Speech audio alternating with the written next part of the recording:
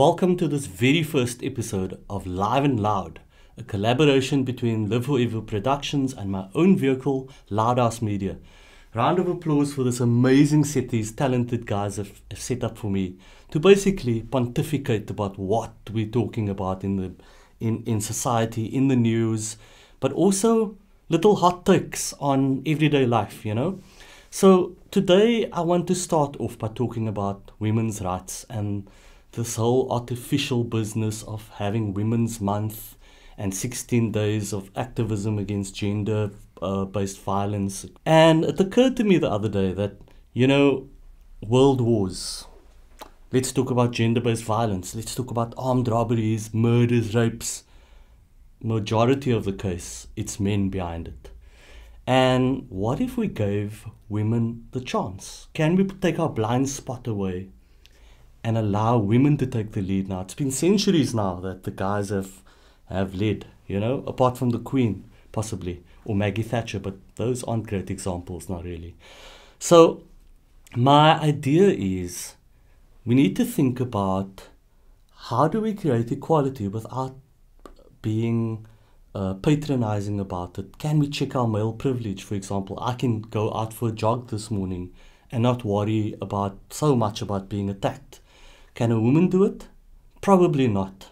Not while feeling safe anyway. So the idea is that I've worked with quite a lot of worked for and with inspirational leaders, women leaders, people who have made breakthroughs in sectors like sport, science, technology, engineering, mathematics, in politics. One of the best leaders currently is a woman from New Zealand, Gasant Abarder. She's the Prime Minister there.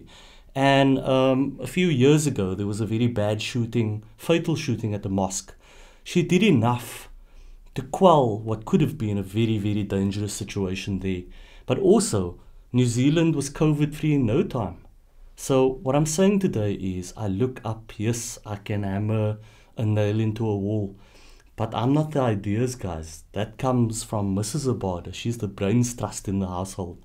And so if we just stop feeling so threatened about women, step aside, allow them to lead now, I think the world will be a much better place for it. So these three sectors that I mentioned, one is sports. So my favorite sports broadcasters, for example, I'm a big sports fan, if it wasn't apparent to you guys, especially of this team that's been giving me grey hairs over the last 8 years or so. But my favorite broadcasters in radio is Katoa Low. She's on Cape Talk, does her homework. Every bulletin gives you added value. She'll hone in on the issue of the day. At Supersport, for football, there's nobody who knows football as well as Julia Stewart. And cricket commentary, Cass Naidu, our very own Cass Naidu, who's now got an affiliation with Sky Sports. And you can see that they have to strive a little bit harder to get the recognition they need, where mediocre males can just sit down and talk, and they'll overuse cliches and all of that. But let's talk about STEM, science, technology, engineering, and mathematics. 3 women academics that I know personally created a cube that's augmented reality enabled to translate the chemistry periodic table, something I had massive problems with understanding, doing physics for who knows what reason in high school, into isiXhosa. And the significance about that is mother tongue instruction. Women again at the forefront. So here's a few tips for you. If you're a dad or father, because remember your kids are gonna role model themselves on your behavior, how you speak to your wife, how you speak to them. My approach is always, can we be better listeners as men? And it's something that I've been practicing hard at.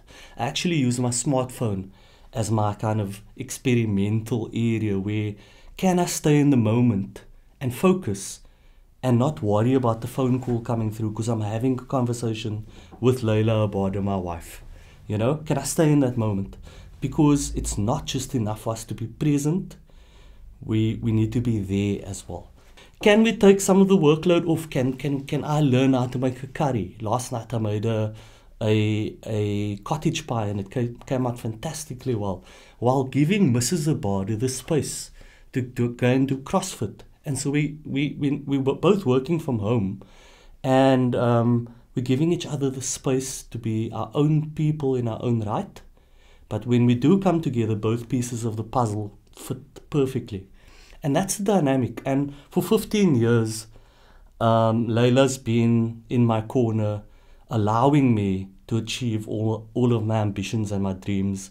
And now's my turn. I think that I've accomplished most of what I wanted to do. Now it's my turn to sit back and provide all the support, whether it's with the kids, the cooking, the cleaning in the house, and for me to just admire and support her ambitions.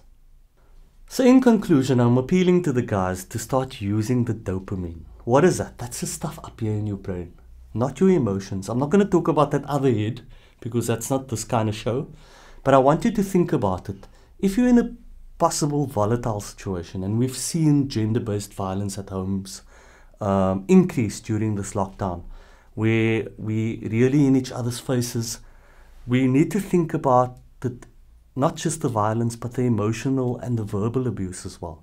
And we really need to be role models to our sons and daughters, the kind of partners they choose, and the kind of husbands and fathers they're going to be is going to be modeled on our behavior.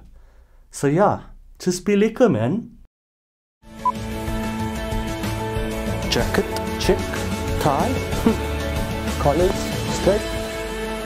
3, 2, 1. Good evening and welcome to not E News Live at 7. This is Live and Loud News with me, Gasant Abarder.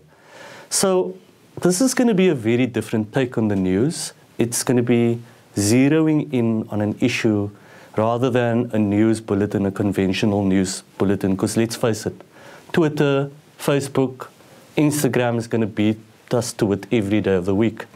So looking at last week and all the drama around the looting and the unrest and the conspirators and the people behind it, we were very, very lethargic in how we responded to this thing. And I don't always think that the army is the answer. They're not trained to be working with civilians. And then things quieted down towards the end of the week. We had another President Cyril Ramaphosa speech, which didn't really reassure me all that much. But this morning, I spoke to the employee at a baking supply store, and she told me that she came into work this morning, that her employer had organized. It was a bakkie that wasn't exactly waterproof and brought her into work. Tomorrow, though, she's going to have unpaid leave because there's no transport to bring her into work. So what's wrong with this picture?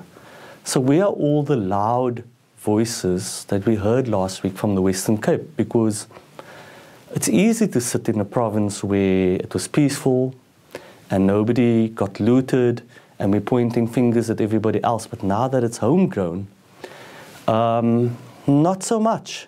So if you think about it, employers, if you think this taxi unrest doesn't affect you, you're badly mistaken, because your workforce can't come to work. Think of all the moms, the breadwinners. Think of all of the people who benefit from having people employed, which is a sorely needed thing. Our unemployment stats are insane.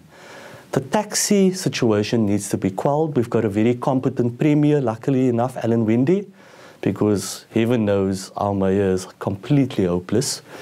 But I also want to appeal to people to be safe out there. We saw a bus driver being shot in the face.